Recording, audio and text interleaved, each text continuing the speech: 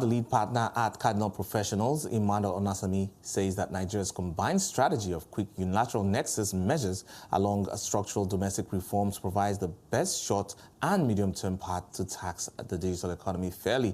He highlighted that while the significant economic presence order delivers immediate nexus capture, the Nigeria Tax Act embeds more durable tools such as controlled foreign company rules, top-up taxes, and enhanced transfer pricing provisions, positioning the country to benefit when global multilateral solutions mature.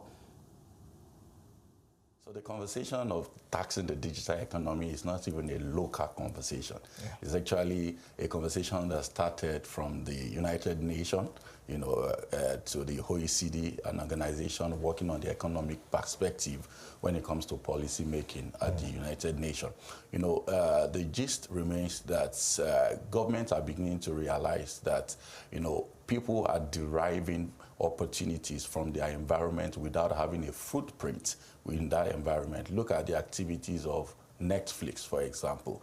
Look at the activities of Amazon. Yeah. Look at the activities of all those tech giants, all over the globe, activities of Google, ads, and all the Facebooks, and people are beginning to generate revenue from a country without necessarily having presence there. So the conversation started at the OECD level, and the OECD gave recommendation on how, the taxation should be done with the Pillar 1, Pillar 2 recommendation that came out of BEPS action, yeah. But in Nigeria, the perspective that Nigeria has looked at is that whatever OECD is coming up as a recommendation, if we adopt it, hook, line, and sinker, it may not really benefit us. So the NTA then look inward and say, what can we do differently to actually extract our own, benefit using unilateral instruments? It's good that you put that there, because I'm going to speak to previous attempts that were made, yeah, in terms of capturing or getting the best for Nigeria out of the tax laws. In 2020, we saw that new rules were introduced. But what would you say that those the rules introduced in 2020 were trying to fix, and why didn't they go far enough to address some of these concerns? So the introduction of the new rule in 2022 was Nigeria saying that we can't even wait until the OECD is done wrapping up their recommendation on the digital economy. What can we do in the immediate to start, getting some form of revenue from those digital activities? So they introduced what we call the Income Tax Significant Economic Presence Order, or 2020.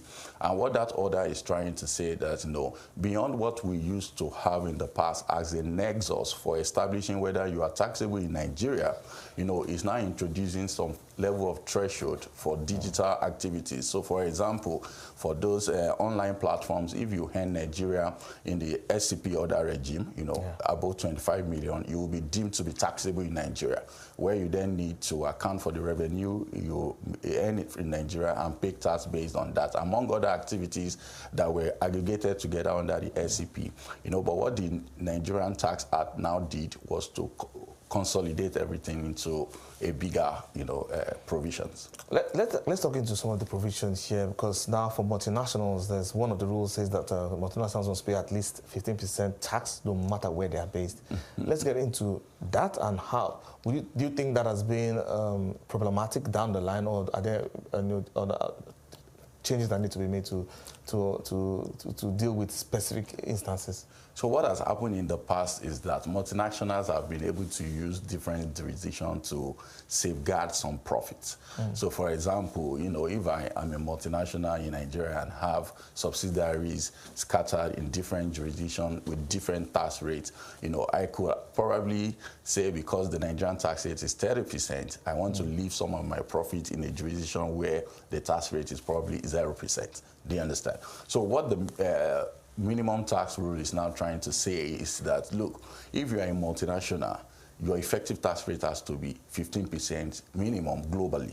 So if you have a subsidiary that is in a jurisdiction that pays a tax that is less than 50%, in your parent company, a parent jurisdiction, you have to pay the balance of that 15% locally.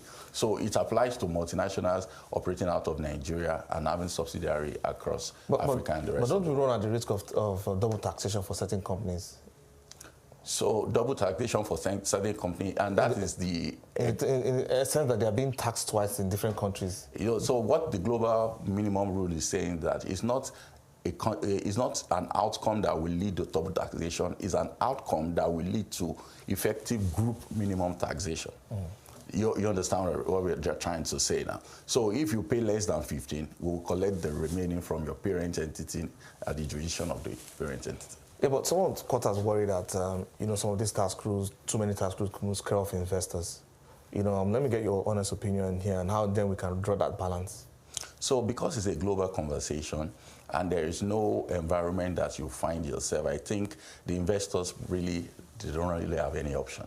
They understand. If you look at the conversation going on at the OECD level, over 98 countries are signed up into the Global Minimum Rules Initiative, you understand. While some other countries that are not even signing up, the measures they are putting up in their local jurisdiction is even steeper, you understand, than, for example, in the case of Nigeria, the global minimum rule applies so far you are a multinational. But in the case of OECD says that, okay, that will only apply, you know, if your global consolidated revenue is in excess of 750 million euro, which does not apply in the case of Nigeria. So far you are a multinational and then you have a subsidiary that pays less than 15%, then you have to pay the balance in Nigeria. So investors practically do not have any option in this case. Yeah, because now then the other thing to look at is, yes, we now know, like you rightly said earlier, how increasingly important the digital economy is becoming to the world right now. And a very important aspect of that digital economy is the fact that innovation and growth are very, very essential. But then it's now drawing a balance where we create tax rules that don't stifle or kill innovation or growth. And I'd like you to speak to that and why it's important, because that's a very important aspect of even getting the best out of that segment of the economy. Very interesting point you raised there. And I think the drafters of the Nigerian Tax Act have actually had that in mind when coming up with the rules. And one of the new introduction in the Nigerian Tax Act is that businesses now have up to 5% of their revenue to invest in R&D. You understand? That means if you make a revenue of so amount, you can earmark 5% of your revenue that will be allowed as tax deductible, you know, for R&D activities. And that was Emmanuel Onasami, the lead partner for Cardinal Professional